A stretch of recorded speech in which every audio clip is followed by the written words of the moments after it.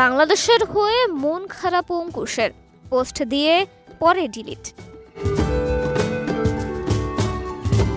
কাশ্মীরের পেহেলগামের সন্ত্রাসী হামলাকে কেন্দ্র করে ভারত এবং পাকিস্তানের মধ্যে সাম্প্রতিক সময়ে শুরু হয় উত্তেজনা। এরপর প্রত্যাঘাত হিসেবে অপারেশন সিঁদুর নামে পাকিস্তানে সরাসরি হামলা চালায় ভারত, আর সে থেকেই দুই দেশের মাঝে এখন তীব্র উত্তেজনা।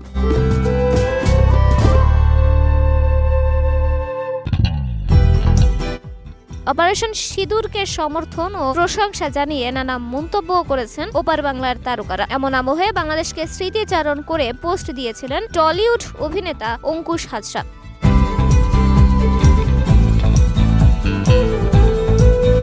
আর এ নিয়ে নেটিজেনদের খানিক তোপের মুখে পড়েন তিনি। টলিউডের প্রথম সারির অভিনেতা অঙ্কুশ তার দীর্ঘদিনের ক্যারিয়ারে একাধিক হিট ছবি দর্শকদের উপহার দিয়েছেন। শুধু টলিউড নয়, ঢালিউডের নানা অভিনেতা ও প্রযোজনা সংস্থার সঙ্গেও কাজ করেছেন এই নায়ক।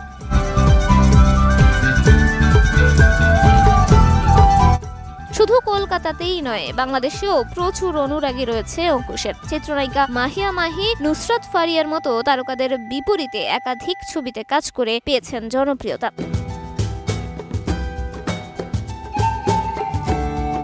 বাংলাদেশে বেশ আপ্যায়ন পেয়েছেন অঙ্কুশ। বলা বাহুল্য, বাংলাদেশের প্রতি অঙ্কুশের বিস্তর ভালো লাগা, সেই কথাই যেন অনুরাগীদের আরও একবার মনে করিয়ে দিলেন নায়ক।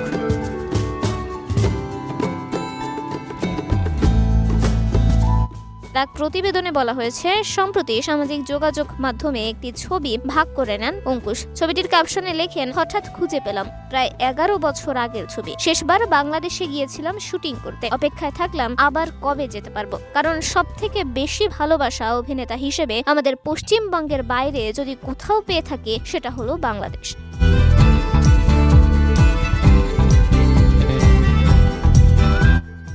অঙ্কুশের এই পোস্ট দেখে বাংলাদেশি ভক্তরা আপ্লুত হলেও গাত্রদাহ শুরু হয় কিছু ভারতীয় নেটিজেনদের। এক ভারতীয় নেটিজেন মন্তব্য করেছেন আদিক্ষেতা, তবে সেই পোস্টটি আর অভিনেতার টাইমলাইনে দেখা যায়নি।